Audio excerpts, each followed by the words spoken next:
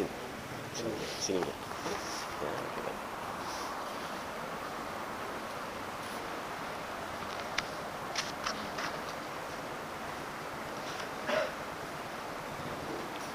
Assalamualaikum warahmatullahi wabarakatuh. A'udzubillahi minasyaitonirrajim. Bismillahirrahmanirrahim. Alhamdulillah nahmaduhu wa nasta'inuhu wa nastaghfiruh wa nusalli wa nusallimu ala sayyidil anbiya'i wal mursalin wa ala alihi wa sahbihi ajma'in. Rabbi shrah li sadri wa yassir li amri wahlul 'uqdatam min lisani yafqahu qawli wa ba'd. Al-Fatihah. A'udzubillahi minasyaitonir rajim. Bismillahirrahmanirrahim. Alhamdulillah. Iyyaka na'budu wa iyyaka nasta'in. Ihdinas siratal mustaqim, siratal ladzina an'amta 'alaihim ghairil maghdubi 'alaihim waladdallin. Amin ya rabbal alamin. Alhamdulillah, muslimin dan muslimat yang dirahmati Allah. Kita masih lagi berbicara tentang halal dan haram dari sudut makanan ya, di sisi Islam, dan kita memetik daripada kitab Al-Halal wal Haram fil Islam, tulisan Profesor Dr. Yusuf Al-Qaradawi ya. Baiklah, seterusnya baru ni kita dah bincang apakah jenis-jenis bangkai ya. Apakah jenis-jenis bangkai. Jadi janganlah mudah kita kalau binatang yang dilanggar kereta ke semua ya kan. Kita pun terus ambil pisau sembelih kononnya sebab dia masih lagi berdenyut, masa tu masih lagi hidup, cepat-cepat sembelih. Jadi dia ada sebenarnya kaedah-kaedah yang seperti mana kita dah bincang. Ada 4 jenis bangkai, 5 jenis bangkai seperti mana yang disebut dalam surah Al-Maidah ayat 3 dalam pertemuan kita yang lalu. Baiklah, seterusnya kita lihat pula berkenaan dengan binatang yang disembelih untuk berhala, untuk tujuan lain ya.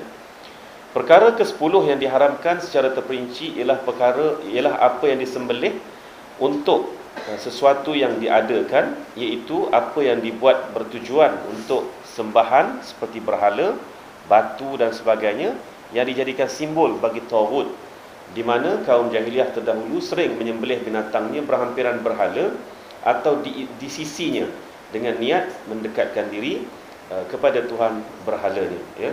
Wa ma uhilla li ghairillah ya.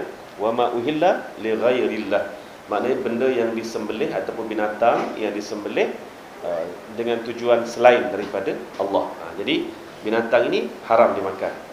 Jadi tuan-tuan, sebab itulah salah satu sebab kenapa binatang yang tidak disembelih dengan bismillah, dengan nama Allah, maka haram dimakan walaupun terlupa. Ya dah. Sembelih tu terlupa nak sebut bismillah, haram dimakan tuan-tuan. Sebab tu berhati-hati ketika melakukan sembelihan ya. Bimbang nanti kita tahu dah kan, memang kita orang beriman, ustaz lagi, tapi ustaz pun boleh terlupa juga. Telatah hari tu tiba-tibanya budak main mercun ya, contohnya budak main mercun, kita masa tu duduk tengah letak pisau di leher ayam katakan, pam bunyi mercun, terkejut zoom, terus sembelih tak sebut bismillah, haram dimakan. Dia tetap jadi bangkai juga ya. Wa ma uhilla li ghairillah tadi tu. Jadi kenapa? Sebab kalau tak sebut nama Allah, maka tujuan lain lah. Tujuan lain termasuklah tujuan keberhalaan dan sebagainya. Contoh, kita memang tak sembah berhala dah, tapi tak sebut bismillah, haram dimakan ya. Jadi berhati-hati ketika kita nak memulakan sembelihan. Sebab itulah apabila pihak JAKIM ke apa pergi cek, benda tu didetailkan sejauh mana penyembelihan itu tadi tu menyebut nama Allah dan sebagainya. Tapi bila suruh mengucap syahadat pun gagap-gagap nak sebut nama Allah, apa lagi tu kan. Jadi benda ni kita kena perhati betul-betul lah tuan-tuan ya. Kena perhati betul-betul, kerana selain daripada menyebut nama Allah saja, benda tu dah jadi haram, dah jadi bangkai ya. Jadi berkenaan dengan sejarah menyembelih binatang ini untuk berhala pula, dulu di Mekah itu, sebelum kelahiran Nabi Muhammad SAW dan sebelum dakwah Islam, ada satu berhala besar dekat sebelah Hajarul Aswad. Besar sangat berhala ni. Namanya Hubal. Ada setengah kitab dia baca Habal, ada setengah baca Hubal. Apa-apa pun ejaan dia Habalam ya. Habalam, Hubal. Itulah sejarah berhala yang paling awal yang dibawa masuk dari Syam oleh Amru bin Lu'ay al-Khuzai. Amru bin Lu'ay al-Khuzai adalah pemimpin kepada kaum kepada Mekah pada masa 600 tahun selepas kewafatan Nabi Allah Ibrahim dan juga Nabi Allah Ismail. Jadi 6 abad selepas kewafatan kedua-dua Nabi ini, bangkitlah seorang pemimpin bernama Amru bin Lu'ay al-Khuzai daripada Bani Khuza'ah, ketika mana Bani Khuza'ah memerintah Mekah. Bani Khuza'ah memerintah Mekah.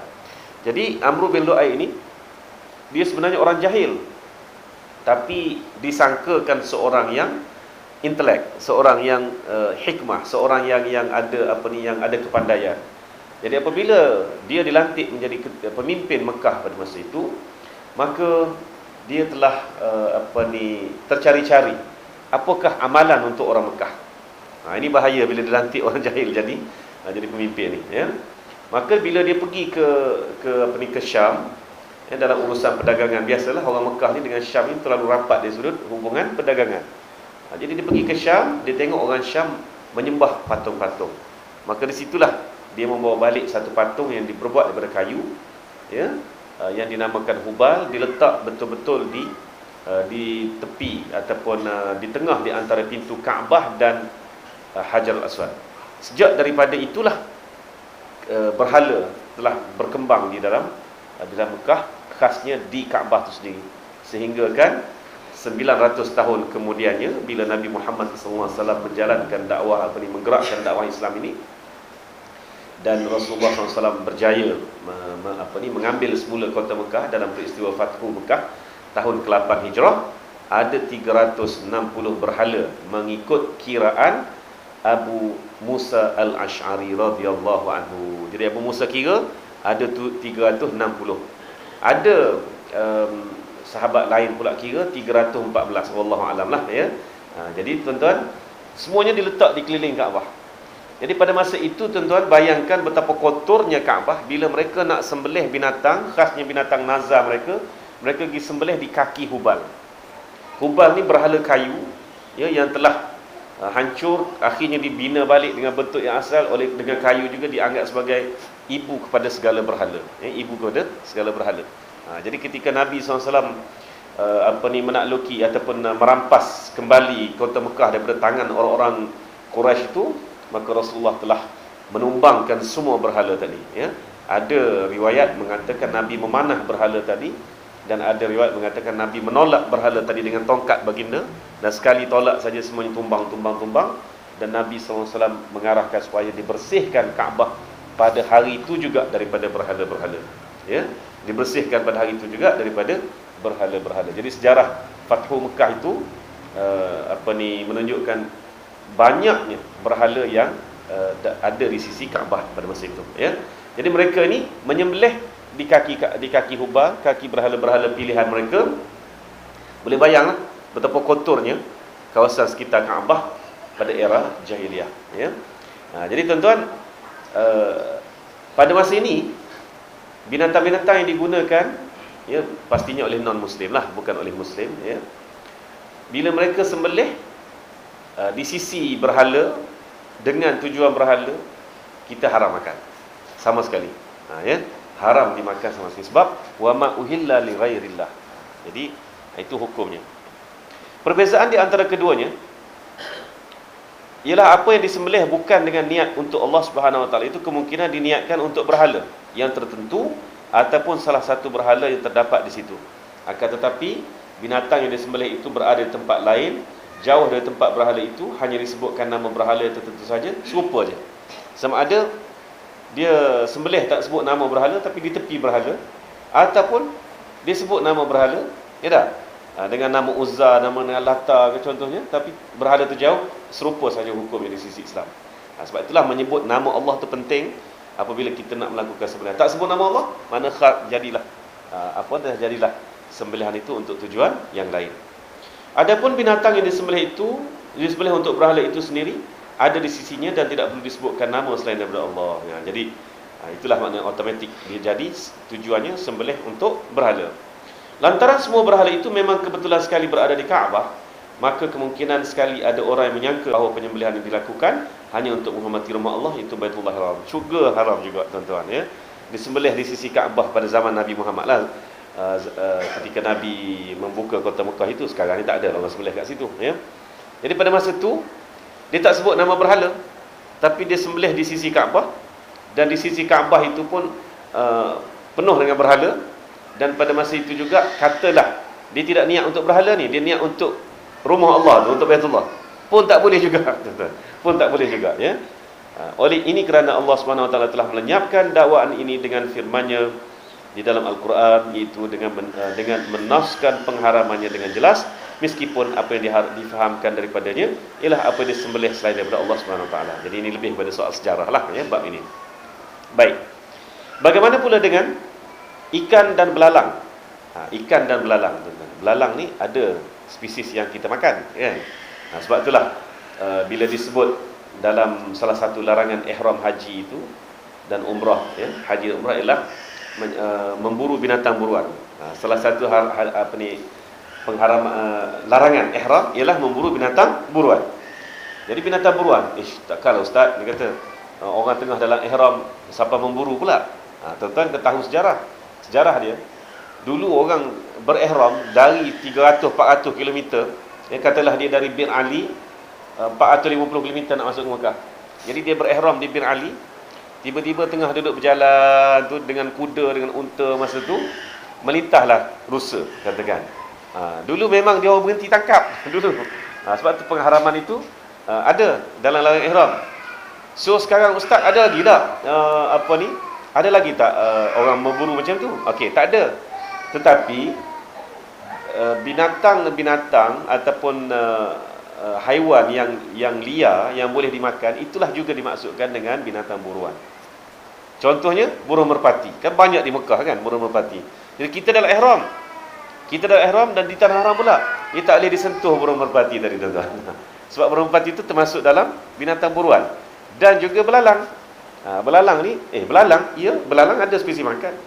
Saya pernah makan belalang, tuan-tuan. Tapi nak pilih belalang mana yang boleh dimakan tu ada orang berkemahiran lah, bukan sebarangan belalang kan. Jadi sekarang ni kedudukan ikan dan belalang. Ikan, kalau ikan laut lah, tuan-tuan, ikan laut dia memang cukup cepat mati, kan, cepat mati. Angkat saja dari air matilah. Ada ikan laut yang sampai ke darat masih lagi hidup. Ada. Ikan sungai betul. Ikan sungai macam ikan keli ke, kan, memang lama sangat nak mati. Payah sangat nak mati. Ikan haruan ke, payah sangat nak mati, kan. Jadi ada juga rupanya orang yang berpendirian ikan sungai boleh makan, ya, sebab dia kita tengok dia tu, kita main ketuk kepala dia tu, ya, kita ketuk kepala dia boleh mati. Kalau ikan laut ni bangkai dia kata. Ni jenis yang tak mengaji lah, tuan-tuan. Jenis tak mengaji, jenis duduk fikir sendiri je. Jadi saya kata kalau begitulah, janganlah ketuk ikan tadi, sembelih lah, kan. Pegang halkum dia, sembelih. Mana halkum dia? Sembelih lah. Kita ketuk je macam ikan keli, ada sembelih lah. Ketuk kan, ketuk matilah, kan. Jadi apa kedudukan ikan dan belalang? Biar tahu hujah dia, ya. Syariat Islam telah mengecualikan dari kategori bangkai yang diharamkan itu ialah bangkai ikan jerung dan sebagainya dari binatang-binatang laut. Ya. Ini berdasarkan sabda Rasulullah sallallahu alaihi wasallam, huwa at-tahuru ma'uhul hillu maitatu, ya. Jadi huwa at-tahuru ma'uhul hillu al-maitatu, ya. Laut itu ialah airnya suci dan bangkainya halal. Ini hadis sahih riwayat Abu Dawud, At-Tirmizi, An-Nasa'i, Ibnu Majah dan ramai lagi, ya. Bahkan ini juga hadis yang diriwayatkan oleh Imam Asy-Syafi'i dalam musnadnya, ya. Maknanya huwa tu makna laut. Huwa at-tahur ma'uhu, laut, air laut itu suci. Al-hillul maitatu, ya, maknanya bangkai di dalamnya juga suci. Jadi maknanya walaupun ikan tu kita angkat je dari laut, ya, dah mati dah, memang mati semua, ya, sampai ke darat ni, sampai ke pelabuhan dan sebagainya dah mati, dia adalah suci, ya, ikan. Termasuklah juga ikan jenis besar. Sebab tu dia sebut khusus pasal jerung, ya, ikan jenis besar, ikan paus ke ikan apa ke, maka suci, ya. Dan disebut juga dalam firman Allah suratul Maidah ayat 96, uhilla lakum saydul bahri wa ta'amu. Jadi qat'i, tuan-tuan. Ini manusia kita sekarang ni pada hari ni, ya, umat Islam ni dia dah jadi macam tak tahu nak kata apa ya. Sampai ke tahap bila kita baca ayat Quran pun sebagai dalil, kita satu peringkat dulu nak dengar ayat Quran dengan hadisnya. Sebut ayat Quran hadis dah ada dalil, full stop, cukup, terima saja. Orang sekarang dia masih tak boleh terima, tuan-tuan. Ini yang kita takut sangat. Bila Allah Ta'ala dah tutup hati kita ni, dah zulmat sangat, sampai bila baca ayat pun dia dah jadi tak boleh nak terima lagi. Ya ke? Ya ke? Ini dah ada hadis sahih satu, ayat Quran satu, cukuplah. Jadi ikan bukan bangkai. Ini hujahnya, ikan bukan bangkai. Tadi saya tengah hari tadi, Zuhur tadi, ada kenduri akikah jiran saya lah. Jadi jiran saya tu, dan datanglah seorang Hindu, ya, seorang Hindu baik sangat, lemah lembut sangat Hindu ni, ya, makan sama dengan saya, vegetarian. Jadi masak khas dal untuk dia, ya, masak khas dal untuk dia, memang vegetarian. Dia kata, minta maaf encik, saya memang vegetarian. Tahu. Kita pun bergurau dengan tuan rumah, takkan dal ni untuk dia je kot, kata. Sebab tadi makan daging kambing lah kan, dengan acar je. Ustaz nak ke? Nak lah, ada. Mari semakut dal. Kita makan dal sama dia. Vegetarian. Jadi sebenarnya tuan-tuan, vegetarian ni bukan orang Islam sebenarnya. Ya? Bukan orang Islam. Kalau kita vegetarian, tubuh kita lemah. Sebab kita tidak ada sumber protein daripada daging, ikan dan sebagainya. Ya? Jadi Islam, sayur pun kita makan, daging pun kita makan. Jadi jangan jadi vegetarian. Telur pun kita makan, tuan-tuan. Ya tak? Telur pun kita makan. Saya pernah jumpa belaka ni, jenis manusia macam ni. Jenis manusia yang Muslim lah. Yang kalau non-Muslim tu lain cerita. Muslim yang vegetarian. Saya tak faham kenapa dia perlu jadi vegetarian, sedangkan dia seorang Muslim. Dia makan juga semua protein. Daripada apa? Telur. Saya kata telur tu daripada ayam, kan? Ayam tak makan, telur makan. Agak-agaknya jenis dia ambil daripada penyu tak makan, telur penyu makan. Kan? Agaknya dia ambil macam tu lah kot, ya. Jadi jangan ada halangan kita. Orang Muslim tak layak jadi vegetarian sebenarnya. Tak layak. Sebab apa? Sebab dia sudah meninggalkan nikmat yang telah Allah Subhanahu Wa Taala memang berikan kepada dia. Ya, tak usah nak mana-mana lah. Nak jadi vegetarian tak vegetarian. Tuan-tuan, lemah tubuh kita sebenarnya kalau tanpa sumber-sumber protein yang Tuhan dah beri dan sudah suruh kita makan tadi tu. Rasulullah SAW makan semua daging. Dia makan semua daging. Unta, lembu makan, kambing makan, termasuklah ayam. Abu Musa al-Asy'ari, ada sekumpulan tabi'in datang nak belajar dengan dia. Abu Musa al-Asy'ari radhiyallahu anhu, zaman tabi'in, ya, zaman sahabat bertemu dengan para tabi'in ini dipanggil zaman sahabi. Datang sekumpulan tabi'in. Jadi ada seorang tabi'in ini tak nak makan ayam. Dia telah dijamu dengan ayam, ya. Telah dijamu dengan ayam. Jadi dia tak nak makan. Tak nak makan. Abu Musa tanya, "Kenapa tak nak makan?" Maka dia jawab, "Sebab aku pernah tengok ayam ni dia makan macam-macam benda." Betul lah kan? Kalau ayam kampung kan. Ayam kampung tu, ya Allah, dalam longkang tu semua hak dia lah kan. Jadi aku pun tak boleh nak makan lah. Maka Abu Musa punya marah. Abu Musa kata, "Mari sini, duduk makan."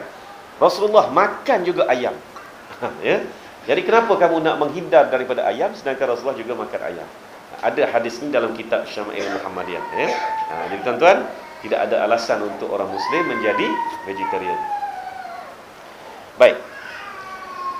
Umar Ibn Khattab radhiyallahu anhu berkata, binatang buruan iaitu apa sahaja yang dapat ditangkap di laut, dan makanannya pula iaitu apa yang dilemparkan laut ke pantainya dari binatang itu. Nak faham pun? Binatang buruan iaitu apa sahaja yang dapat ditangkap di laut. Itu okey, clear, faham? Ketam ke, kerang ke, ya? Apa lagi? Ikan besar, ikan kecil, semualah, ya. Okey. Kalau ikan buntal lain cerita pula. Ikan buntal lain cerita, ya. Sebab dia memang ternyata ada racun di situ. Jadi haramnya bukan kerana laut, haramnya kerana racunnya. Ya. Jadi ikan buntal dan ikan-ikan lain jugalah. Okey. Ni yang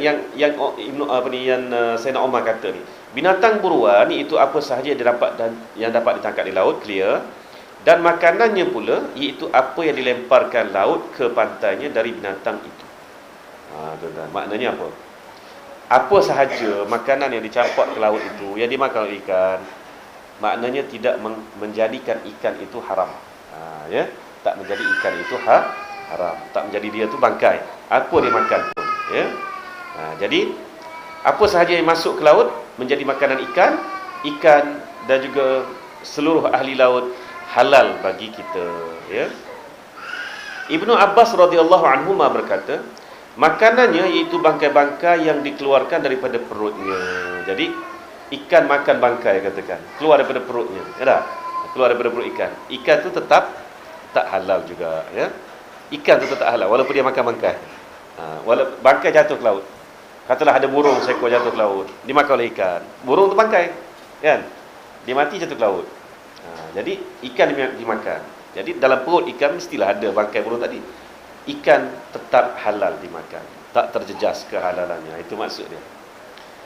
Di dalam Sahih Bukhari dan Muslim, sabda Nabi sallallahu alaihi wasallam yang diriwayatkan daripada Jabir bin Abdullah radhiyallahu anhuma bahwasanya Nabi sallallahu alaihi wasallam pernah mengirim satu pasukan peronda dari kalangan sahabatnya ke salah satu tempat. Lalu mereka menemui seekor jerung besar yang telah dilemparkan laut ke pantainya.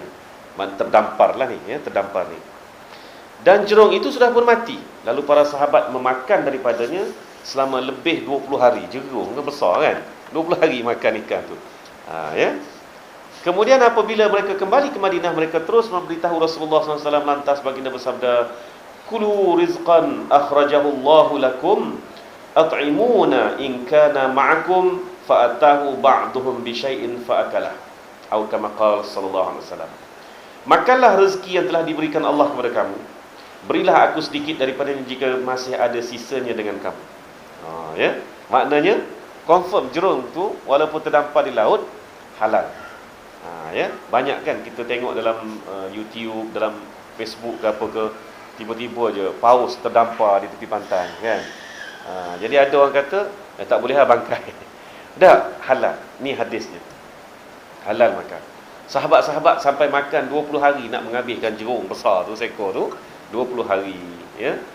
Lepas tu balik-balik rujuk ke Rasulullah sallallahu alaihi wasallam. Rasulullah kata, makanlah apa yang telah dikeluarkan Allah kepada kamu. Dan kalau ada lagi bawa baki dia sikit, bak main kat aku. Mana nak meneguhkan bahawa benda tu halal dimakan, ya. Ya, ya.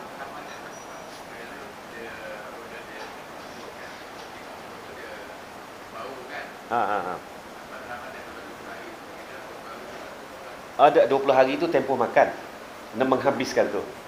Kalaulah misal kata ikan tu dah membusuk, tu bab lain pula. Ya. Dia jadi macam kes ikan buntal tadi. Ikan buntal haram bukan kerana dia tu ikan. Kerana dia beracun. Katalah kita jalan-jalan jumpa ikan jerung dah 2 minggu terdampar, busuk dah. Itu haramlah dimakan. Haram bukan kerana dia tu terdampar di pantai. Haram kerana busuk dia tu racun. Jadi racun. Itu dia, ya. Jadi sahabat ni, maknanya dia jumpa ikan jerung yang terdampar ni, yang dah mati ni, masih barulah. Yang masih baru, fresh lagi, mereka makan. Makan-makan sampai 20 hari berada, berkhemah di situ. Sebab Rasulullah SAW ni, dia selalu menghantar pasukan peninjau dia duduk di satu tempat itu lama. Lama duduk satu tempat lama, lepas tu balik. Itu sistem yang Rasulullah SAW lakukan ketika berada di Mekah dulu. Jadi kumpulan yang diketuai oleh siapa ni? Yang diketuai dia tak sebut di sini. Jabir ada. Kumpulan yang diketuai oleh Jabir ini rupanya mengawal kawasan pesisir pantai. Jadi jumpalah ikan jerung yang baru terdampar tadi dan dah mati. Dah mati. Okey. Dia orang pun makan. Jadi memang halal. Tapi kalau jerung tu sampai seminggu duduk situ dah mula membusuk, membengkak, diharam. Haram bukan kerana bangkai tu, kan? Haram kerana racunnya. Jadi istilah bangkai tu kerana dia dah mati. Jadi ikan yang dah mati bukan bangkai. Itu maksudnya. Jadi nak berikan istilah di situ supaya orang jangan kata dah mati ni bangkai lah. Memang betul lah, kan? Ikan dekat pasar tu semua dah mati, kan? Tapi dia bukan bangkai. Itu istilah Islamnya. Sebab bangkai ni ialah binatang yang yang dah disembelih. Ciri-ciri bangkai ada tadi kita bincang, ya. Betul. Baik. Maka mereka pun membawa sedikit daripadanya untuk Nabi, lalu dimakan oleh baginda. Ada sungguh dia bawa balik, kan? Ikan jerung besar ni bawa balik. Makanlah Nabi pun. Ikan itu diumpamakan seperti bangkai belalang. Dan Rasulullah SAW juga membenarkan makan bangkai belalang itu apabila ia mati, kerana ia tidak mungkin dapat disembelih. Memanglah belalang mana boleh disembelih dah. Kalau dah kita tangkap belalang sekalipun, tergamuk nak goreng belalang tu hidup-hidup. Tak tergamuk kan, tak ada peri ke manusia. Ya. Ada baru ni saya tengok dalam YouTube tu, eksotik makanan ikan ni lah, ikan kalau kita ikan haruan, ikan keli apa ni, eksotiknya mereka sampai sanggup menggoreng ikan tu ketika ikan masih hidup. Ni hukumnya memang haram lah. Memang ada hadis berkenaan dengan suruh kita matikan dulu binatang tu, tak kira lah ikan ataupun itu. Kalaulah binatang kambing ke lembu dan sebagainya, disembelih dulu. Kalau ikan dimatikan dululah, ya. Dia goreng tengah hidup-hidup, tengah lidah ikan tu ikan apa, macam ikan kaloi gitu kan. Ya Allah, zalim, memang zalim. Orang duk cobek dah isi dia, dah masak dah isi dia ni, tapi lidah tu duk gitu lagi. Maknanya dia masih ada nyawa pada masa tu, ya. Perbuatan itu haram, ya. Itu dia. Jadi sebab itu belalang memang dari mati dulu baru kita goreng dia, baru kita masak dia dan sebagainya. Maka dia tidak menjadi bangkai, dengan syarat dia masih itulah, tak ada ciri-ciri keracunan tadi tu, ya, tak ada benda tu, dan dia ditatbikkan ataupun dianggapkan sama seperti ikan tadi, ya. Ibnu Abi Aufa radhiyallahu anhu berkata, "Ghazawna ma'a Rasulillah sallallahu alaihi wasallam sab'a ghazawatin na'kulu ma'ahul jarad." Ya. Kami pernah keluar berperang, ya, bersama-sama Rasulullah SAW sebanyak 7 kali. Dan umumnya kami memakan daging belalang bersama baginda sallallahu alaihi wasallam. Jadi belalang itu menjadi lauk. Ya. Seumur hidup saya pernah sekali lah makan belalang ni, ya. Sedap, memang sedap. Rasa macam makan ikan bilis lah, macam tu lah. Rasa macam tu je. Ya, lama dah dulu. Yang mana belalang ni ditangkap terus dari sawah padi. Ketika musim menuai padi tu, tangkap belalang tu. Ni zaman arwah tok masih hidup lagi, ya. Sedap, memang sedap. Tapi sekarang tak ada siapa yang nak buat tu. Tak ada siapa nak buat tu, ya. Tapi kalau pergi belah-belah Thailand tu pula, bukan setakat belalang, lipah pun. Tu tak boleh lah, sebab kan serangga tu serangga yang tak termasuk lah dalam tu, ya. Lipas tu memang dah kita tahu dah, dia memang najis kan, beracun. Maknanya dia memang makan pun benda-benda kotor. Belalang tak. Belalang ni makan bahan-bahan tumbuhan, ya. Bijirin-bijirin, dia makan padi, dia makan apa. Itu dia. Belalang juta tu halal dimakan, tuan-tuan. Cuma kalau ada belalang juta, padi habislah kita, ya. Gandum ke apa ke, menjadi musuh nombor satu. Tapi ditangkap boleh dimakan, belalang tu boleh dimakan. Dan ternyata mengikut Ibnu Abi Aufa, Rasulullah SAW memakan belalang, ya. Okey, habislah bab belalang, ikan, tak nak masalah, ya. Kemudian sekarang ni kulit bangkai tu pula. Kulit bangkai, tulang dan bulunya. Bagaimana? Nak tahu juga, ya. Apa yang dimaksudkan daripada pengharaman bangkai itu ialah pengharaman memakan dagingnya. Adapun memanfaatkan kulit, tanduk, tulang atau rambutnya tidak menjadi kesalahan. Bahkan ia digalakkan kerana ia boleh mendatangkan wang dan boleh dimanfaatkan oleh manusia. Suatu riwayat daripada Ibnu Abbas radhiyallahu anhuma berbunyi, suatu peristiwa ada orang yang menyedekahkan kepada Jariyah, yakni hamba perempuan Ummul Mukminin Siti Maimunah, ya, Maimunah bintul Haris, isteri Rasulullah, seekor kambing. Lalu kambing itu mati dan dibuang. Jadi dia hadiah kambing. Kambing itu tak sempat sembelih, mati dan dibuang, ya. Tak lama kemudian Rasulullah SAW datang melihat kambing itu seraya berkata, "Halla akhaztum ihabaha fazabaghtumuhu fantafa'tum bihi faqalu innaha maitah faqala sallallahu alaihi wasallam innama hurrima akluha." Jadi Nabi tengok kambing itu mati dibuang. Maka Nabi kata apa? "Mengapa kamu tidak mengambil kulitnya, kemudian kamu menyamaknya serta dapat memanfaatkannya?" Mereka pun menjawab, para sahabat pun menjawab, ya, kepada yang tolong buang tadi itu, binatang itu bangkai kan Rasulullah, kan? Jadi kami buanglah. Maka Nabi SAW menjawab, sesungguhnya yang diharamkan itu ialah memakan dagingnya sahaja, sedangkan bulunya boleh belulang itu masih boleh digunakan, ya, masih boleh digunakan. Jadi hadis ini riwayat Malik, Abu Dawud, An-Nasai, Ibnu Hibban, Ad-Daruqutni, Ibnu As-Sakan dan beliau mensahihkannya, dan juga Al-Hakim. Jadi hadis ni hadis sahih, tuan-tuan. Jadi Rasulullah SAW telah menunjukkan caranya bagaimana hendak membersihkan kulit bangkai itu, iaitu dengan menyamaknya. Jadi baginda sallallahu alaihi wasallam bersabda, dibaghul adimi zakatuhu, ya. Menyamak kulit binatang itu samalah dengan menyembelihnya. Jadi binatang apa tu? Binatang yang asalnya halal dimakan. Tapi janganlah pula sampai ke tahap binatang yang haram dimakan pun dibersihkan juga, ya kan. Jadi ini mana kambing, asalnya kambing. Jadi bila kambing, walaupun dia dah jadi bangkai, kulitnya masih boleh digunakan.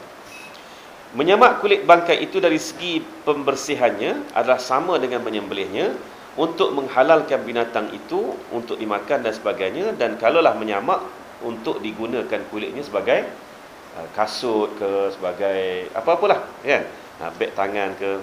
Dan di zaman Rasulullah sallallahu alaihi wasallam ada satu jenis dipanggil, saya terlupa dah nama dia, anak kambing yang disembelih, ya, dia akan dipotong elok-elok dia punya kulit belulang dia tadi tu, dan dijahit, disamak, dikeringkan dan dijahit dengan rapi, lalu dia menjadi beg minuman, beg air, ya, dan digantung di inilah, di dinding ke, di apa ke, ya, untuk diminum. Jadi tuan-tuan, bahagian kepala kambing itu, bahagian leher dia, bahagian itu ni menjadi dia apa, digantung ke bawah, digantung ke bawah. Jadi bila nak minum hanya picit saja, untuk keluar air, tuan-tuan. Ya, saya terlupa apa nama dia, ada dalam kitab Syama'il Muhammadiyah istilah dia tu, yang digunakan kepada beg air yang dibuat daripada kulit kambing muda. Kulit kambing muda ataupun belulang kambing muda. Ya. Jadi maknanya kegunaan kulit tu kita tak nampak orang ni. Nampak apa kalau kita sebut kulit guna untuk apa? Belulang. Kasut, beg, tu ialah tali pinggang, kan.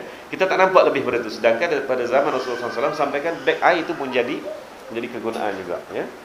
Jadi kalau binatang tu halal, maka kulitnya itu disamak, walaupun dia mati tak sempat disembelih, tetapi kegunaan kulit itu tetap halal juga, ya. Baik, dalam riwayat yang lain Rasulullah SAW menyebut dibaruhu yadhhabu bi khabasihi, menyamak kulit bangkai itu dapat menghilangkan kotorannya. Sampai tahap tu halusnya fiqh Islam dan kegunaan Islam tadi, kegunaan anggota alam ni kepada kita. Ia menjadikannya bersih dan suci, jadi boleh digunakanlah. Di dalam Sahih Muslim dan di tempat lain juga dinyatakan sabda Nabi sallallahu alaihi wasallam yang lain, ayyuma ihabin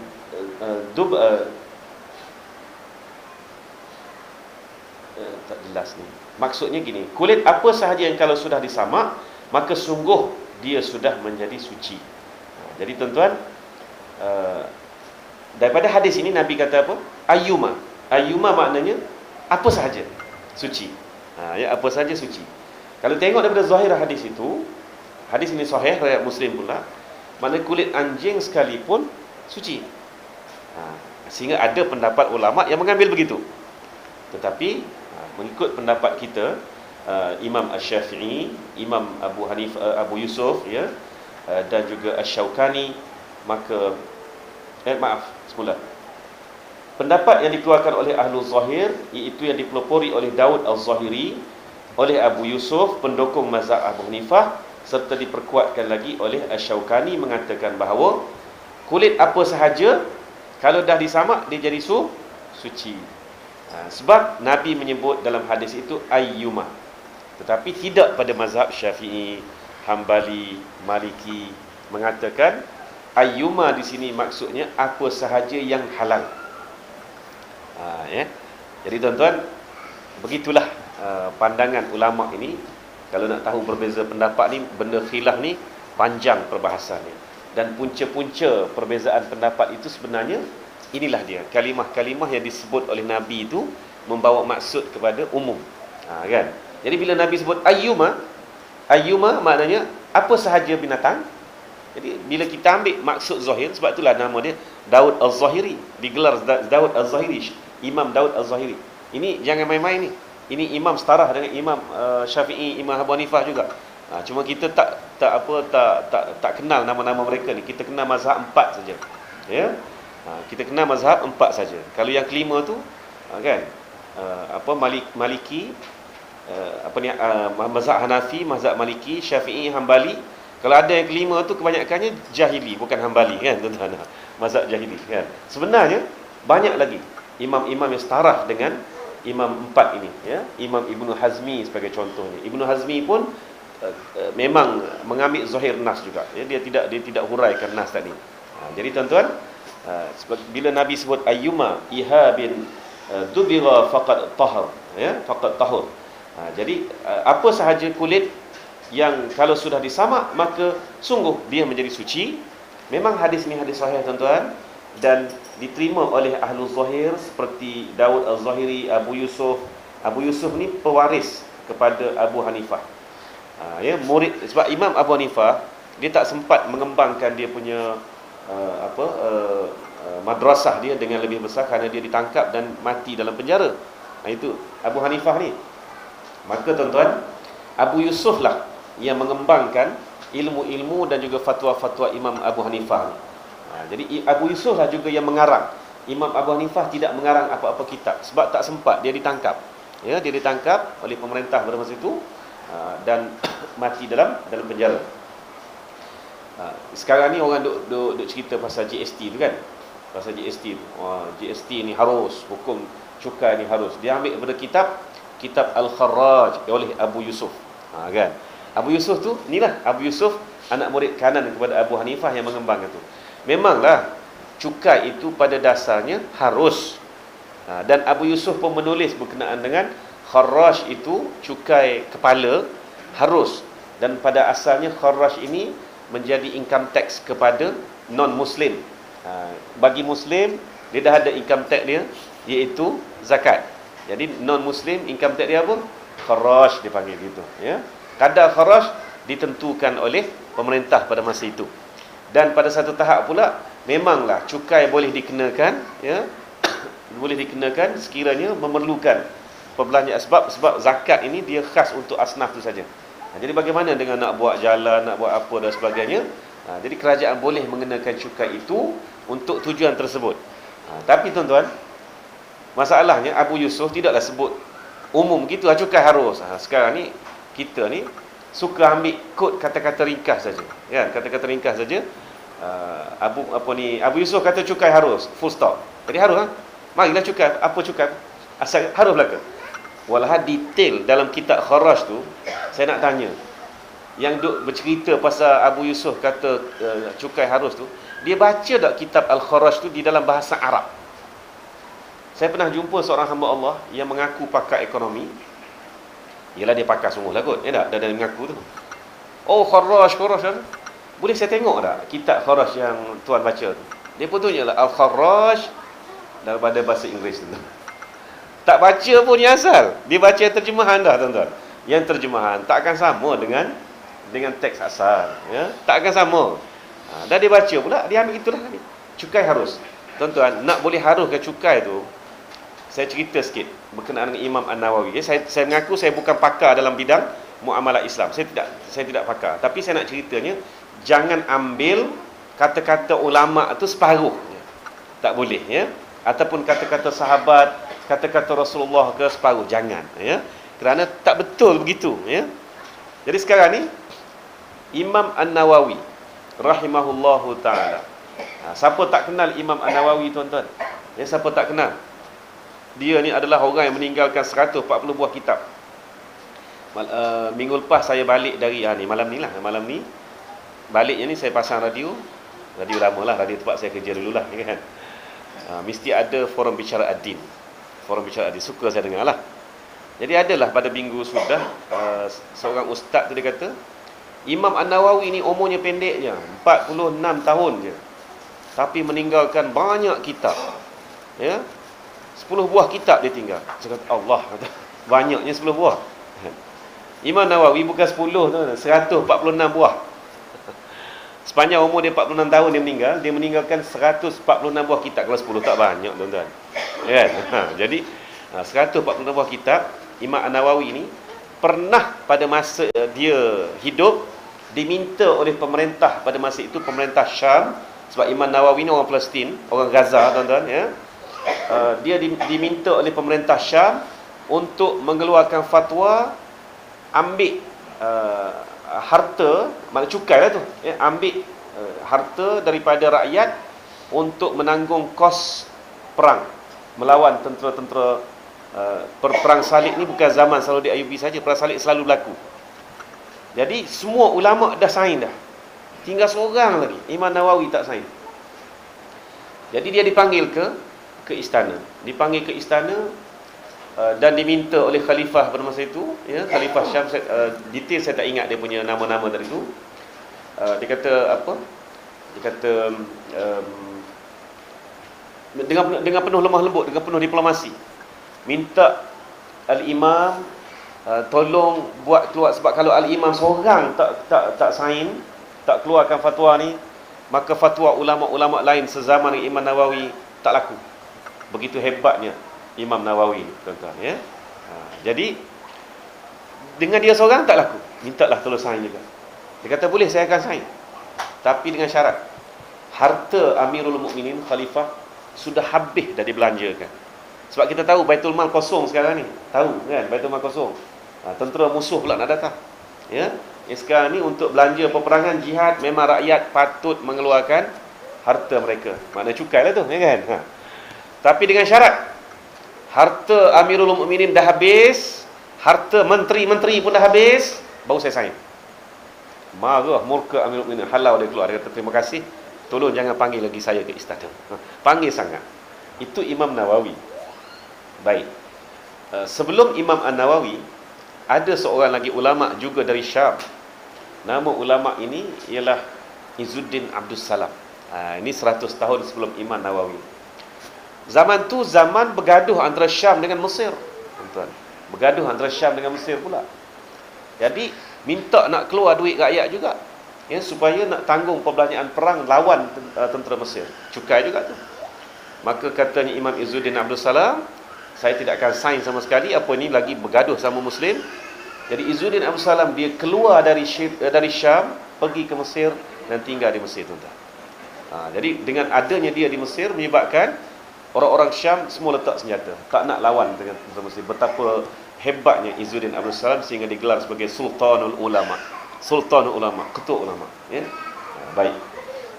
Duduk di Mesir tak lama, zaman Zahir bebas. Zahir bebas pula, tuan-tuan, kes cukai juga, tuan-tuan. Kes cukai belaka. Dah. Minta nak sign juga ni. Nak sign ulama-ulama, semua ulama dah sign. Tiba-tiba Sultanul Ulama tak sign, tuan-tuan. Tak setuju. Bila tak setuju, maka Zahir bebas pun tanya, pasal apa tak setuju? Dia kata sebenarnya pemimpin Mesir pada zaman itu daripada dinasti Mamalik. Mamalik ni jamak kepada Mamluk. Mamluk tu makna hamba. Asalnya mereka ini hamba belaka ya. Tiba-tiba bila dah pemerintah Mesir daripada Bani Ayyubiyah, pada masa itu dah sultan dia tak ada anak, panglima dia ambil alih. Panglima dia adalah hamba asalnya. Dah jadi kaya raya. Sepatutnya seorang hamba dia kena membebaskan diri dia dulu. Ya, apa lagi dia dah kaya raya sekarang. Jadi bila dia sebut fatwa itu, seluruh orang Mesir bangun. Bangun minta pemerintah, menteri-menteri dia yang daripada keturunan hamba bebaskan diri dulu, bebaskan. Jadi satu masalah. Jadi dia kata sekarang ni dah pada masa itu Sultan Zahir bebas, terpaksa nama pun bebas, dia bukan Arab pun asalnya, dia bukan orang Arab pun ya. Dia paling mahal. Nak kena tebus diri dia, nak kena merdekakan dulu. Dia paling mahal. Tak silap saya 100,000 dinar, tuan-tuan. 100,000 dinar. Sebab dia paling kaya dan dia juga pemerintah tertinggi. 100,000 dinar. Nak letak mana duit ni? Letak Baitul Mal. Mari pula hak ni 50,000 dinar, hak ni dengan kadar masing-masing.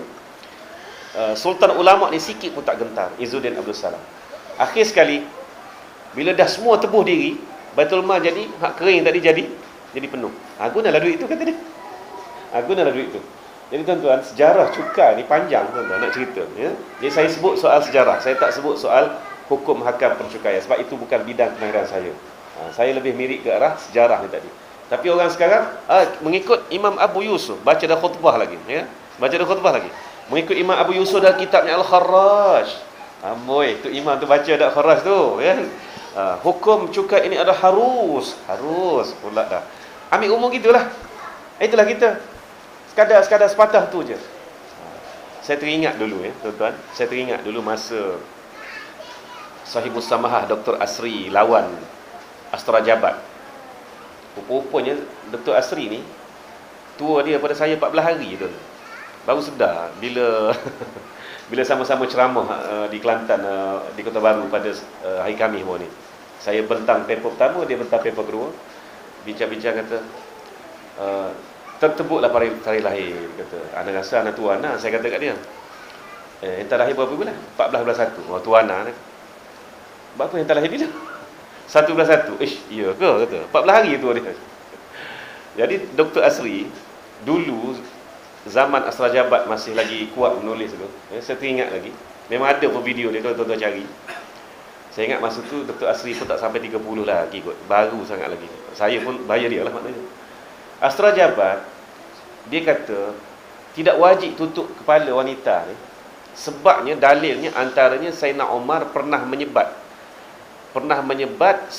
wanita hamba, wanita hamba yang tutup kepala juga. Sebab pada masa itu hamba tak tutup kepala dan wanita merdeka saja yang tutup pakai tudung ni. Jadi sebab jadi ini nak menunjukkan bahawa tidak wajib tutup kepala.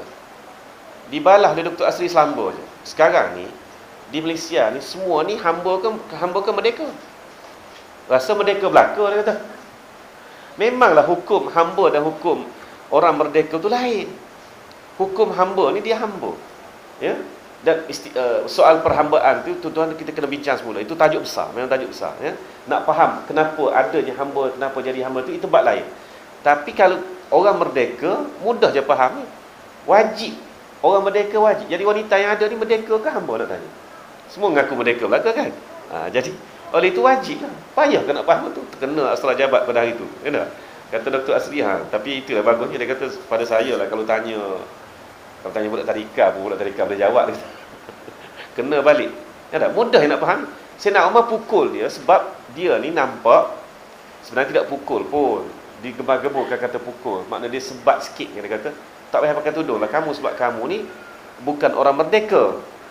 Jadi orang hamba ni orang yang buat kerja dan sebagainya tak payah pakai tudung. Mengikut riwayatnya begitulah. Wallahu a'lam sejauh mana kebenaran Sayyidina Umar tegah dia pakai tudung tu. Ya, memang riwayat tu ada begitulah, ya. Sebab pada masa itu yang memakai tudung adalah wanita merdeka. Yang memakai purdah pula adalah ummahatul mukminin. Ya, makna ummahatul mukminin, isteri-isteri Nabi, dia memang wajib pakai purdah. Tutup muka. Jadi sebab itulah pada masa itu wanita-wanita sahabat tidak menutup muka. Sebab kalau tutup muka nanti terus orang kata ummul mukminin, isteri Nabi. Ya. Jadi yang tak tutup kepala ni adalah golongan hamba. Hamba ni bab lain. Sekarang ni mudah kita faham. Yang ada kat Malaysia ni hamba ke merdeka? Merdeka. Dan merdeka wajib lah. Gitu je.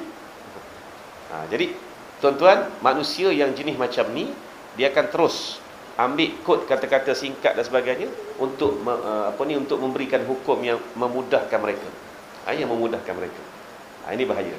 Jadi kita bincang pasal apa tadi? Bincang pasal umum kata-kata Rasulullah. Ada. Bila Rasulullah kata ayyuma, maka pada mazhab Syafi'i kata apa? Ayyuma tu dah faham dah masa tu makna apa sahaja binatang halal. Kambing ke, lembu ke. Sebenarnya Nabi pada masa itu yang terjadi depan Nabi ialah kambing saja. Jadi orang akan tanya pula, lembu macam mana lembu? Nabi kata lembu pun sama. Kerbau sama. Unta sama. Lenguh nak jawab lagu tu. Yang sebab tu Nabi kata ayyuma, makna apa sahaja. Dalam konteks ayyuma, apa sahaja yang halal. Namun oleh kerana kata-kata Nabi itu umum, maka ada juga ulama zahiri yang mengambil nas zahir saja. Mereka berpegang mengatakan bahawa ayyuma maknanya umum, termasuk anjing, hatta al-khinzir sekalipun. Ya.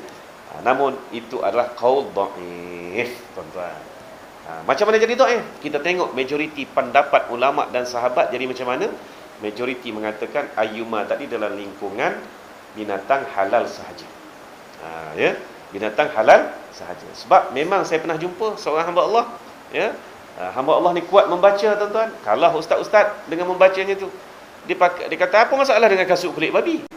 Apa masalah? Sebab dah disamak kering dah. Rendam dalam air pun tak bengkak dah katanya. Kan?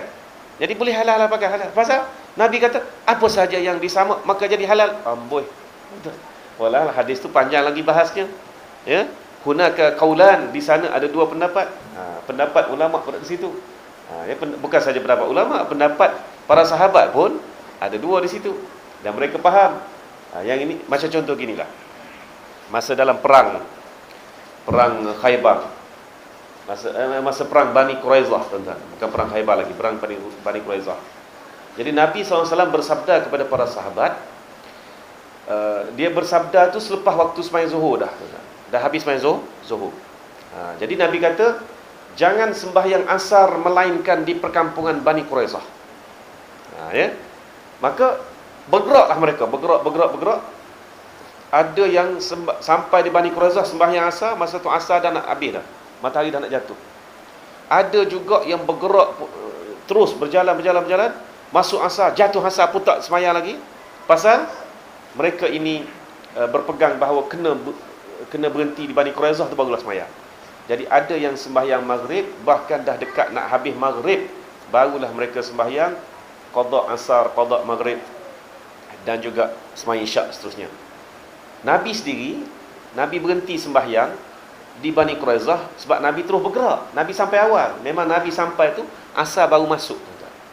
Ya. Jadi adalah dalam kalangan sahabat yang mereka bila masuk asar, walaupun tak sampai lagi di perkampungan Bani Quraizah, mereka berhenti sembahyang. Jadi ada sahabat ini yang golongan tadi yang mereka terus berjalan, sempatlah asar. Ada yang terlajak masuk maghrib dan isyak demi mengikut kata-kata Rasulullah. Maka bila bertemu, mereka report, Rasulullah, mereka ni sampai tertinggal asar semata-mata kerana berpegang kepada Rasulullah kata jangan sembahyang asar melainkan di Bani Quraizah. Mereka sampai tertinggal asar. Mereka ni, walhal maksud Rasulullah itu ialah supaya bergerak cepat. Ada pula yang kata, Rasulullah, kami ikut Rasulullah betul-betul. Rasulullah kata jangan sembahyang asar melainkan di Bani Quraizah. Kami pun pergilah sampai ke Bani Quraizah baru kami sembahyang asar. Report ke Rasulullah. Rasulullah no comment, tak kata apa. Rasulullah no comment, tak kata apa. Maknanya Rasulullah menerimalah kedua-dua mereka tadi tu. Maknanya ada orang faham macam ni, ada orang faham macam ni. Dan orang ni bukan sebahagian orang, adalah murid-murid Rasulullah yang langsung para sahabat, ya, ridwanullah alaihim. Jadi sebenarnya tuan-tuan, moral of the story, nak buat apa hukum sekalipun, nak baca apa hadis sekalipun, tengoklah pada pandangan sahabat dulu. Lepas sahabat, tabi'in selepas para sahabat itu, ya. Bagaimana mereka menghurai. Jangan ambil hadis sebiji-sebiji terus buat keluar hukum sendiri. Kerana kita tidak terlibat orang-orang yang berada di sisi Rasulullah pada masa itu, dan kita juga tidak nampak apa sebenarnya yang menjadi asbabul warid ataupun asbabul wurud dalam hadis-hadis itu, ya. Kalau ayat Quran asbabun nuzul, tuan-tuan. Gitulah sebenarnya berkenaan dengan kes kulit ni tadi. Bimbang juga, takut nanti tuan-tuan balik kata saya yang kata boleh guna semua kulit dan sebagainya. Jangan. Ini bagusnya bila baca kitab ada. Ini yang saya rujuk, tuan-tuan, ya. Jadi ada dua pendapatlah dekat situ. Dan suatu riwayat daripada Ummul Mukminin Siti Saudah radhiyallahu anha, beliau berkata, suatu peristiwa seekor kambing kami telah mati, lalu kami menyamak kulitnya, kemudian kami letakkan padanya kurma agar menjadi manis air padanya, sehinggalah dia menjadi tempat simpanan air yang kekal. Ni yang saya kata tadi tu. Tak ingat nama istilah dia tu, ya. Kulit kambing yang dijadikan sebagai tempat penyimpan air. Siap bubuh kurma lagi dalam tu supaya air tu jadi manis pula, ya. Maknanya jelasnya kita ni pegang yang jumhur lah. Mana binatang yang halal, kulitnya kita samak walaupun tak sempat disembelih. Kulitnya kita samak, maka kulit itu halal kita gunakan hatta menjadi bekas minum air sekalipun. Wallahu a'lam. Ada soalan? Sila.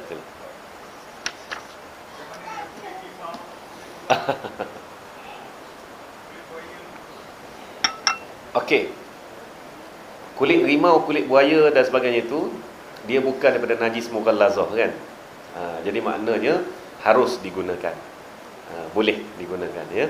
Disamak, jadi haruslah digunakan. Jadi soalnya sekarang ni yang kita kita nak spesifikkan sangat ayuma tadi tu, jika terjatuh kepada kulit-kulit najis mughallazah, iaitu anjing dan babi, dua tu je lah. Jadi kalau kulit rimau dan kulit apa tu haruslah, maknanya boleh, sebab dia tidak najis mughallazah. Itu pegangan jumhur lah. Okey. Ya.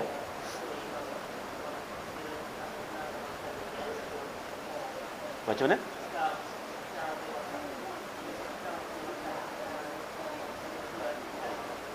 Wallahualam. Dia punya, kalau tanya gitu saya tak erti nak jawab lah. Kenapa? Sebab tu kena belajar dalam mazhab dia lah, kan. Yang memang udang ke apa ke sebagainya, yang memang ada juga, saya tak pasti mazhab mana, mazhab Abu Hanifah ke apa ke, yang pada mereka benda tu tidak halal, ya kan, tidak halal tadi tu. Tu wallahualam. Cuma kalau nak tanya memang adakah ulama yang kata gitu, memang ada lah, kan. Memang ada lah, tapi punca mereka kata, makna asas usul itu kena mengaji dalam bidang mereka lah, ya. Begitu juga hati, limpa, usus, perut, kan. Bagi, tak silap saya, bagi mazhab Hanafi, tak silap saya, memang makruh, ya, makruh memakan hati dan sebagainya. Tapi selain daripada mazhab Hanafi itu, ni kalau tak silap, saya kena baca balik, halal tanpa bahas, maknanya, ya, barang organ-organ dalam kambing, lembu dan sebagainya halal tanpa bahas, ya, maknanya gitu. Cuma saya pernah dengar kenapa yang mazhab Hanafi tak silap mengatakan makruh kita memakan organ dalaman, sebab organ dalaman tadi tu contohnya macam hati menjadi penapis kepada darah. Jadi darah yang kotor ditapis oleh hati, keluar darah yang bersih. Jadi maknanya di situ ada menjadi sarang penyakit. Jadi sebab itu makruh bila kita makan sarang penyakit itu. Itulah sebabnya lah. Itu berdasarkan kajian para ulama. Tapi kita kena tengok spesifik kenapa mereka mengharamkan, memakruhkan dan sebagainya tu. Kita tengok segi spesifiknya, mesti ada punca-punca mereka jadikan gitu, ya. Ni kena tengok dalam mazhab mereka. Ya. Okey, ada lagi? Ya, sila. Kerang, dia kerang ni sebab gini, sebab kita tak tahu kedudukan dia tu mati atau hidup, sebab dia di dalam keadaan itu, maka itu dikira dimaafkan lah, ya. Jadi kalau misal kata kita pasti dia hidup, kita bakar, memang zalim lah, ya. Tapi kerang ni dia tertutup, kita pun tak tahu hidup ke mati, kan. Jadi kita berbakar. Bakar tu adalah 4-5 ekor daripada itu yang hidup tu, itu dimaaf lah yang itu, ya. Sebab atas dasar ketidaktahuan, ya. Ya. Kena buka satu-satu lah, buka satu-satu kerang, jenuh lagi dah. Ya, insya-Allah. Ada benda yang kita boleh, ni ada satu bab lagi, kemudian darurat yang dikecualikan, maknanya itu termasuk dalam keadaan yang kita dikecualikan lah, ya. Nak cek satu-satu kerang hidup tidak, kan. Contoh. Tapi kalau bisa kata yang satu lagi yang besar tu, yang memang dikopek satu-satu dijual, yang dah siap tu, besar situ, lala kan. Lala tu kita kopek satu-satu lah, sebab kita memang nampak tu, kan, maknanya mudah. Itu lebih baik lah daripada kita rebus sekali harung sedangkan dia masih hidup. Itu lebih baik sebenarnya, kita kopek satu-satu, kan. Kalau mampu, kerang pun buat gitu jugalah sepatutnya. Ya. Okey. Dalam lebih kurang bulan 12 tahun lepas tak silap, ada satu kursus yang dianjurkan oleh lembaga perikanan lah, ya. Kursus yang dianjurkan oleh lembaga perikanan kepada peternak ikan air tawar ni, di dekat Jelebu, ya. Di pusat dia dekat Jelebu, bincang detail benda ni untuk pengetahuan kepada para peternak ikan, ya. Saya pun ikuti samalah, ya. Ikuti sama tu memang ada fatwa, ya. Ada fatwa yang meletakkan tempoh tertentu mesti melalui kuarantin, maknanya. Contohnya ikan keli dalam kolam tertutup dan masuk pula bangkai babi seekor tu, babi tu gaib, tuan-tuan. Gaib tu ke mana? Ke dalam perut ikan lah, kan. Ke dalam perut ikan. Jadi memang dengan keadaan air yang tidak mengalir, ikan tu pada dasarnya haram. Tapi setelah dimasukkan ke dalam ikan tadi, dialihkan ke dalam kolam yang air bersih, ya, kalau ikut fatwa Negeri Sembilan, 7 hari maka ikan tu jadi halal balik. Ya. Manakala mengikut kajian, dia ramai, ada saintis dan juga ada daripada fatwa asli lah. Jadi pihak fatwa beritahu setakat ni yang betul-betul detail berkenaan dengan bagaimana nak membersihkan ikan yang telah makan bangkai di satu kolam yang tertutup, fatwa Negeri Sembilan. Ya, fatwa Negeri Sembilan meletakkan 7 hari barulah jadi itu. Fatwa negeri lain saya tak ingat dah. Panjang seminar itu. Tapi mengikut seorang saintis dari UPM, nama apa dah dia, profesor ke apa begitulah ya. Dia kata sebenarnya setelah diletakkan dalam air bersih yang mengalir, ikan yang mengandungi enzim babi tadi tu, ya, dalam masa 36 jam, ya, maknanya 36 jam, sehari setengah saja sudah clear semua sekali. Jadi fatwa Negeri Sembilan letak 7. Jadi yang mengikut saintis pula 36 jam cukup clear. Okey, itu sekiranya kolam yang airnya tidak mengalir. Ya. Kalau kolam yang airnya mengalir, maka tidak ada bahas. Jatuhlah apa pun kat situ, samalah seperti yang ikan laut tadi. Ya, kalau air itu mengalir. Masa jatuh dalam sungai dah. Jatuh dalam tali air sungai kan. Sungai tak nampak tali air kan. Dan tali air jatuhlah katalah bangkai biawak lah apa kat situ, dah raib dah benda tu, tak ada dah kan. Raib ni makan siapa? Makan ke ikan lah kan. Jadi air mengalir tanpa bahas. Bak lawyer bak lain. Kalau lawyer jangan makan lah, tapi benda tu halal. Benda tu halal lah, tak ada masalah. Okey, insya-Allah. Yang menariknya tuan-tuan, Presiden Persatuan Penternak Ikan Air Tawar Cina hadir juga. Dia bangun. Dia kata, tuan-tuan, yang hadir tu majoriti Melayu lah, dia kata, tuan-tuan, pertama sekali orang bagi makan babi kepada ikan ternak ni tak cerdik, orang tu bodoh. Sebab babi lagi mahal daripada ikan ni. Tergelak tu saya. Lepas tu yang kedua pula dia kata, saya sendiri, dia kata, dengan ahli-ahli persatuan saya, dia kata, kita selalu ingat, dia kata, ini kata dia lah kan, selalu ingat bahawa kalau kita nak makan, kita mesti buat sebersih-bersihnya, maka kita nak bagi orang makan pun mesti buat sebersih-bersihnya. Jadi janganlah, dia kata, dia terasa bila dia sebut soal babi, tak babi dan sebagainya kan. Jadi dia kata, jangan risaulah, yang di luar persatuan dia tak tahu, tapi dalam persatuan dia memang semuanya bersih. Dan kita beli ikan kat kedai tu, mana tahu persatuan mana pun tak masalahnya. Dia memanglah orang tak bagi makan babi langsung, masalah perut babi lah apa tu dia campur masa dalam kolam. Ya. Jadi ada juga yang tak puas hati dengan fatwa tu, ada juga yang bahas. Dia kata, oh kalau gitu masih lagi menang dekat penternak Cina, dia kata. Dia ada semua kolam semua apa, dia kata dah nak jual, dia ambil ikan tadi letak 7 hari dalam kolam, lepas tu bersih jual. Akhir kita juga yang kena. Dia kata kalau babi tu babi jugalah, kata dia. Ada juga yang tak faham kenapa fatwa buat gitu ya. Fatwa mestilah suatu pandangan hukum yang menjaga maslahah pengguna akhir. Tuan-tuan, mesti. Jadi pengguna akhir ni tadi tu macam mana? Bukan kata nak bagi kaedah. Dia ingatkan bila fatwa tu keluar macam tu, nak bagi kaedah supaya boleh buat ikan untuk dijual. Tidak gitu ya. Fatwa tu maknanya nak beri panduan ke kita lah. Ya, nak beri panduan ke kita, maknanya, oh kalau macam inilah jadinya ikan ini, maka halal dah dimakan. Jadi fatwa dia kena menyeluruh. Jadi jangan pandang fatwa itu ikut keperluan kita saja, ya. Itu dia. Itulah. Sebenarnya fiqh ni luas, tuan-tuan, ya. Bab fiqh ni luas, dan fiqh ini adalah kehidupan. Tauhid dia tak luas. Tauhid, kalau kata Tuhan itu ada wasilah, kafir, itu je kan. Tapi fiqh ni dia luas, ya. Dan hukum boleh berubah mengikut keadaan, mengikut masa dan mengikut situasi semasa. Sebab itu fatwa Mesir tidak akan dapat menyelesaikan masalah orang Malaysia. Fatwa Malaysia tak dapat menyelesaikan masalah orang Mesir. Itu sebab itu kita kena selalu update lah pengetahuan kita pasal fiqh ni tadi, ya. Gitulah insya-Allah. Baiklah tuan-tuan, sekadar itu saja pada malam ini. Masih panjang lagi perbahasan kita bab halal wal haram dalam Islam ini, khasnya bahagian makanan. InsyaAllah kita jadikanlah kitab ini sebagai sumber rujukan kita. Dan kalau kita tengok kepada kitab ini, penyembelihan mengikut syariat pun ya ada dibicarakan juga.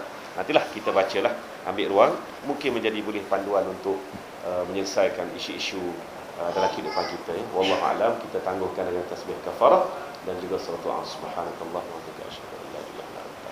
Bismillahirrahmanirrahim. Wal 'asri innal insana lafi khusr illa alladhina amanu wa 'amilus shalihat wa tawassaw bil haqqi wa tawassaw bis sabr. Sadaqallahu azim. Wabillahi taufiq wal hidayah. Wassalamualaikum warahmatullahi wabarakatuh.